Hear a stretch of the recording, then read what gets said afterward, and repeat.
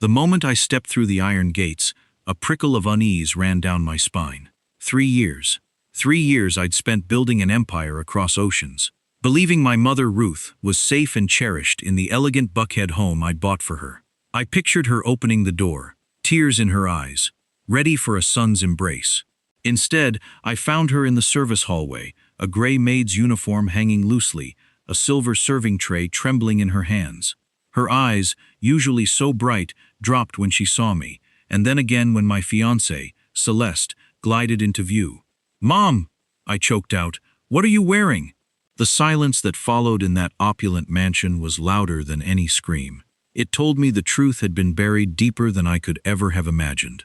3 years earlier, I left Atlanta believing love could bridge any distance. My life had been a whirlwind. I wasn't born into money. I grew up in a cramped apartment. My mother, Ruth, working 2 jobs, cafeteria by day, office cleaner by night, just to keep me in school. She called it being a mother, never a sacrifice. When my software company finally took off in San Francisco, she was my first call. When investors believed in me, she cried quiet tears of joy.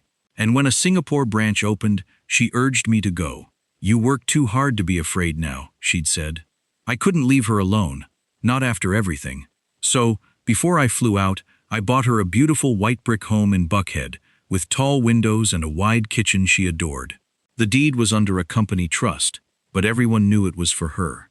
A place where she'd never have to scrub another floor, where she could sip coffee in the morning sun and rest her weary knees.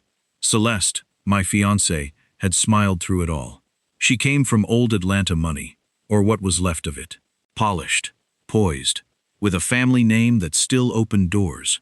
I thought her confidence would balance my restless ambition. Ruth, though, always held a quiet reservation, a worry she kept tucked away, never wanting to stand between her son and happiness. For 3 years, I worked relentlessly. I called when I could. Celeste always answered first. Ruth was resting. Ruth was at church. Ruth had just gone to bed. Ruth was doing wonderfully. Sometimes, Ruth would come to the phone, but her voice always sounded careful, distant. I told myself she was just getting older. That afternoon, I returned unannounced. My driver pulled through the iron gates just after sunset. The house looked almost the same: manicured lawns, porch lights glowing, 2 luxury cars in the driveway. But something felt wrong. Too quiet. No music from the kitchen. No scent of Ruth's cinnamon tea. No gospel music playing from her little portable speaker. I entered, suitcase in hand, a smile forming. "Mom?" I called. No answer. A young housekeeper near the hallway froze, her eyes tired, a white apron neatly folded. "Mr. Vale," she stammered. "Is my mother home?" She opened her mouth, then closed it, her gaze flickering toward the back of the house. That's when I heard it, the soft clink of dishes. I walked past the dining room, past the marble island, toward the service hallway I'd barely noticed when I bought the place. And there, near the laundry room door, she stood. My mother, carrying a serving tray, not one she'd prepared for herself, but one laden with empty glasses, folded napkins, and plates with scraps of food. She looked smaller, her gray uniform hanging loose, her old black shoes cracked at the toes, her hair tucked under a plain cap. For a second, neither of us moved. Then the tray trembled. "Adrian," she whispered, and the sound nearly broke me. "Mom," I said, my voice thick. "What are you wearing?" She looked down, as if she'd forgotten. Then she tried to smile, too quickly. "Oh, this old thing. I was just helping around. Celeste had guests earlier." I stepped closer, my eyes falling to her hands. They were red at the knuckles, dry, rough in a way I hadn't seen since childhood, since she came home from cleaning office bathrooms after midnight. "You're serving guests?" "No, baby, not like that." Before she could explain, Celeste's heels clicked across the polished floor. She appeared at the end of the hall in a cream silk blouse, phone in hand. Her face, for a split second, registered not joy, but fear. Then, the bright, smooth smile. "Adrian, you're home early." I didn't move toward her. My eyes stayed on Ruth. Celeste glanced at the tray, then at the young housekeeper. "Maya," she said sharply, "why is Ruth still carrying that? You know she only helps when we're short on house help." The words landed like a blow. House help. I turned slowly. My mother, I said, my voice low, is not house help. Celeste gave a small, dismissive laugh. Of course not. Don't be dramatic. Ruth likes staying busy. Ruth's eyes dropped again. That was what hurt most. Not the uniform, not the tray, not Celeste's cold voice. It was the way my mother stood there, like someone waiting to be corrected, like she had learned not to take up space in her own son's house. My chest felt heavy. For 3 years, I had sent money, paid every bill, trusted every update, believed comfort could be arranged from across the world. But money had not protected my mother. My presence might have. I gently took the tray from Ruth's hands and set it aside. Then I looked at her shoes again. Old, split, the kind no one wore unless they had no choice. Mom, I asked quietly, where have you been sleeping? Ruth's lips parted, but no sound came out. Celeste stepped forward. Adrian, you just got off a flight. Let's not do this in the hallway. But I didn't look at her. I watched my mother. Ruth swallowed, then slowly turned her eyes toward the laundry room door. She said nothing. I looked at that door, painted the same soft white as the rest of the house. But now it looked different, smaller, colder, like a door meant to stay invisible. I took a step toward it. Celeste moved quickly, placing herself between me and the hallway. Adrian, please. Your mother has been overwhelmed lately. She gets confused sometimes. This is exactly why I didn't want surprises. Ruth flinched at the word confused. I saw it. That small movement told me more than Celeste's entire explanation. Move, I said. Celeste's smile disappeared. The air in the hallway crackled. Celeste's face hardened. Do you really think I would let anything happen to Ruth? She asked, her voice laced with indignation. I've been taking care of her, managing everything while you were gone. Managing what, exactly? I countered, my gaze unwavering. Managing her into a maid's uniform? Into a laundry room for a bedroom? Celeste scoffed. She chose to help out. She gets lonely. And the laundry room, that was her idea. She said it was quiet, away from the main house. She's getting older, Adrian. Sometimes she gets confused. The word hung in the air. A weapon. My mother, standing silently beside me, flinched again. I saw the quiet shame in her eyes, the way she seemed to shrink. This wasn't confusion. This was fear. This was a woman who had been systematically stripped of her dignity in her own home. Maya, I said, turning to the young housekeeper who had been a silent witness. How long have you worked here? 6 months, sir, she whispered, her eyes darting nervously between me and Celeste. In those 6 months, I pressed, did you ever see my mother treated as the owner of this house? Maya swallowed hard, her hands clenching at her sides. No, sir. That's enough, Maya, Celeste snapped, but I raised a hand, silencing her. Just answer honestly, Maya. No one will punish you for telling the truth. Maya's eyes flicked to Ruth, who subtly shook her head, a silent plea of don't. But something in Maya's gaze hardened. She eats after everyone else, Maya said, her voice barely audible. She cleans up after guests. Sometimes she waits outside, when people come over. My stomach churned. And the bedroom upstairs? I asked, my voice dangerously low. Maya hesitated, then delivered the final blow. It's a dressing room now. Ruth closed her eyes for a brief second. That detail, more than anything, twisted the knife. A room wasn't just a room. It was where someone existed, where they kept their things, where they were allowed to be themselves. Taking it away wasn't about space. It was about erasing someone slowly. I looked at Celeste. You moved her out of her own room? She agreed to it. Celeste quickly interjected. She said she didn't need the space. Ruth faintly shook her head. I said it was fine. I didn't want to cause trouble. There it was again. Not consent, but avoidance. I took a deep breath. We're not doing this anymore. Celeste gave a short, disbelieving laugh. You don't get to come back after 3 years and rewrite everything overnight. No, I said, my voice calm, controlled. I don't. But I do get to decide what happens from this moment on. That landed differently. It wasn't anger. It was an unshakable resolve. Celeste studied me, searching for hesitation. but found none. "What are you planning to do?" she asked. I didn't answer right away. Instead, I turned to Ruth. "Mom, pack your things. We're leaving." Ruth blinked. "Leaving? But this is your house." I looked around. The marble floors, the expensive furniture, the quiet staff, the woman I thought I knew standing before me. None of it felt like home anymore. "No," I said. "It's just a place." Ruth hesitated. "Where would we go?" "Somewhere you can sleep in a real bed," I said. "Somewhere no one tells you when you're allowed to sit down." Her eyes welled up, not fully crying, but close. She nodded slowly. Celeste stepped forward, her voice sharp. "You're overreacting. This is unnecessary." I turned to her. "What's unnecessary is a legal document giving you control over my mother's life. It wasn't finalized, but it was written, and that's enough." Celeste's composure cracked just slightly. "You're making a mistake." "No." I shook my head. 3 years ago, that was the mistake.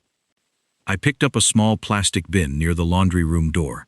Ruth's entire life, condensed into one small container.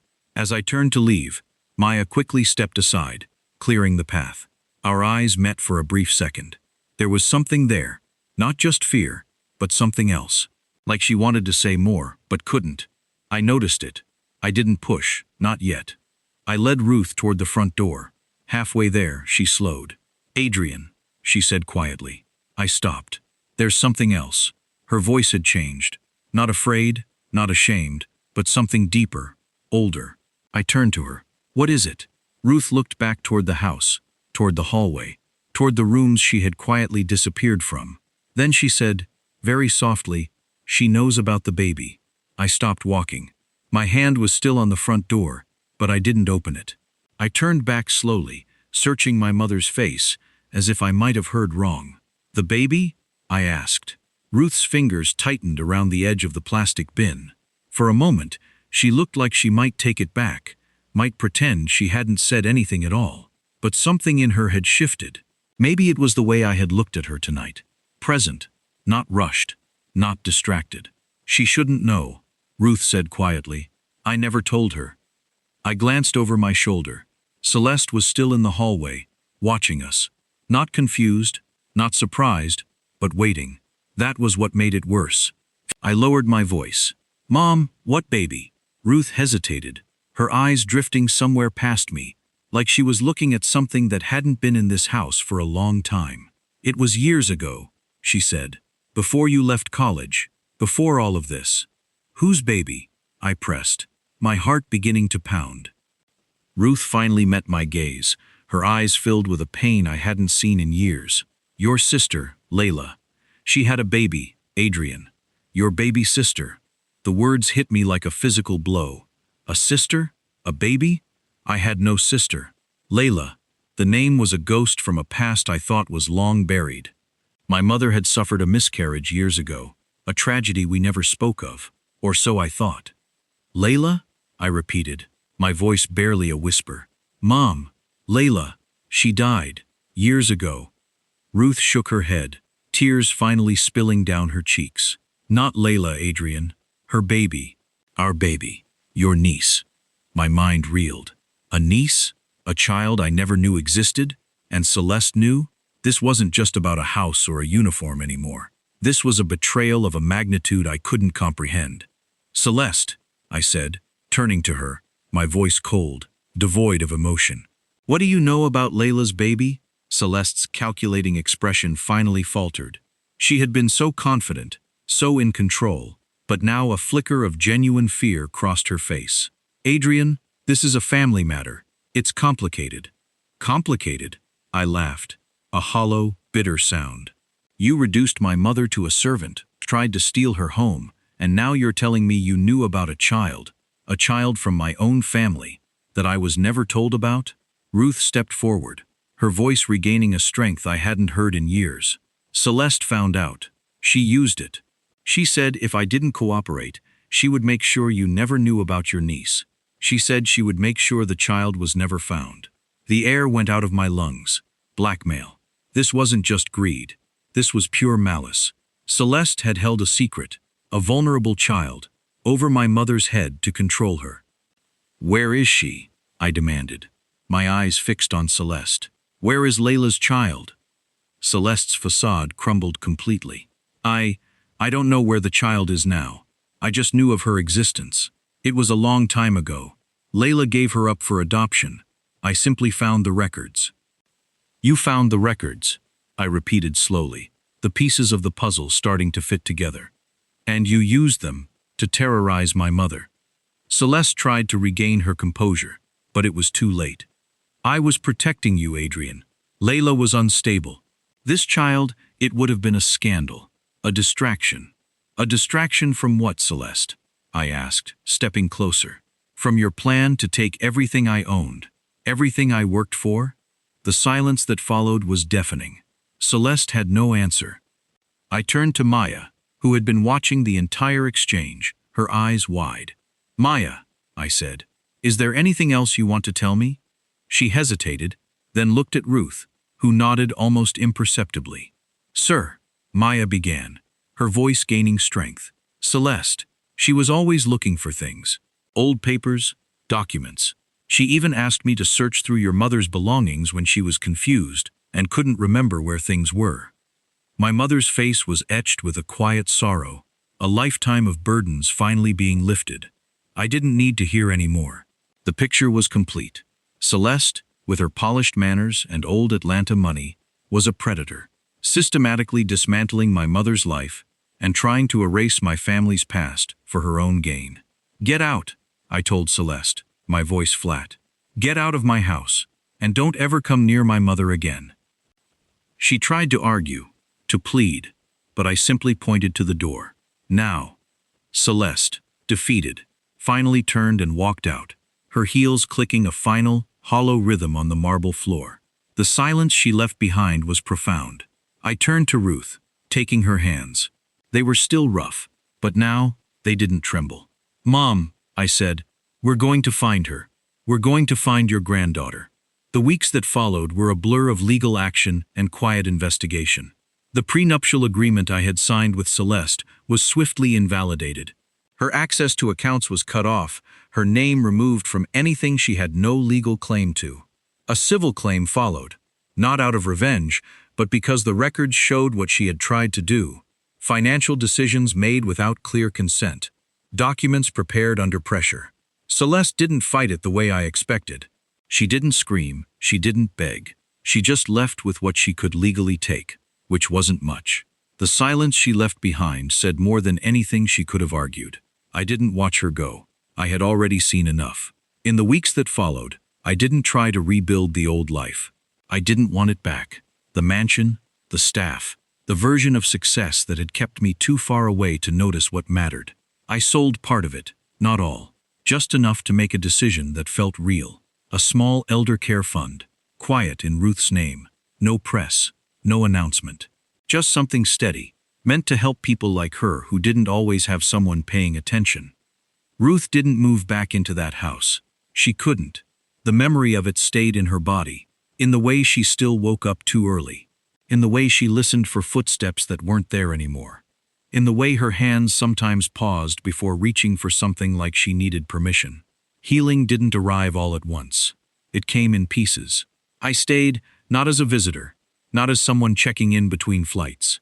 I stayed in the same city, ate at the same table, learned how to sit with my mother without trying to fix every silence. Some nights we didn't talk much, but I was there, and that changed something. Maya didn't move in. No one asked her to. I made it clear she didn't owe us anything. Not a name, not a place, not a story she wasn't ready to tell. We met for coffee instead, sometimes with Ruth, sometimes just with me, going over records, timelines, small details that might lead somewhere. The DNA test confirmed what we already felt in our bones. She was family, but no one rushed the word. Noah came along most days. He didn't ask complicated questions.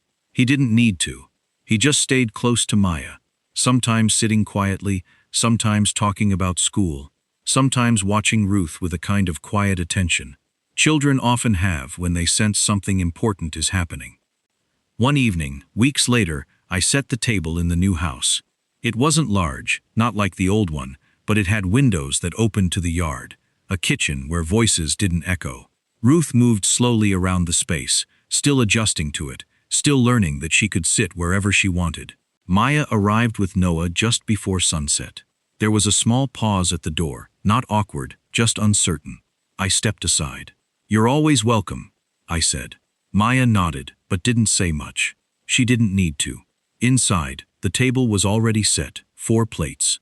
Then Noah walked in, looked at the table, and frowned slightly. "Wait," he said. He disappeared into the kitchen and came back carrying another chair. He placed it carefully at the end of the table, adjusting it until it sat just right. "There," he said simply. No one corrected him. No one asked why. Ruth watched that small moment with quiet eyes. Then she walked to the head of the table and sat down. Not because someone told her to, but because she could. Dinner wasn't perfect. The conversation came in pieces, small stories, pauses, laughter that felt new, like it was still finding its way back. At one point, I reached across the table and took my mother's hand. "I'm sorry," I said. Ruth looked at me, not surprised, just present. "You don't have to say it again," she replied softly. "I do," I said, "not just with words." She squeezed my hand gently. "I know." Later that evening, as the sky darkened outside, Maya reached into her bag and pulled out a small photograph. She placed it in front of Ruth. It was old, slightly faded, a young woman holding a baby. "Layla." Ruth's fingers hovered above the image before she touched it. "You can keep it," Maya said, "not as proof, just so she's not gone." Ruth nodded, her hand resting lightly over the photo. For a long time, no one spoke. They didn't need to. Because for the first time in years, no one at that table felt like they had to disappear to make the room work. And maybe that was what family really was. Not something perfect, not something without pain, just a place where even the quietest person still had a chair. If this story stayed with you, even a little, maybe take a moment to think about someone who might feel invisible in their own home, and remind them they still belong.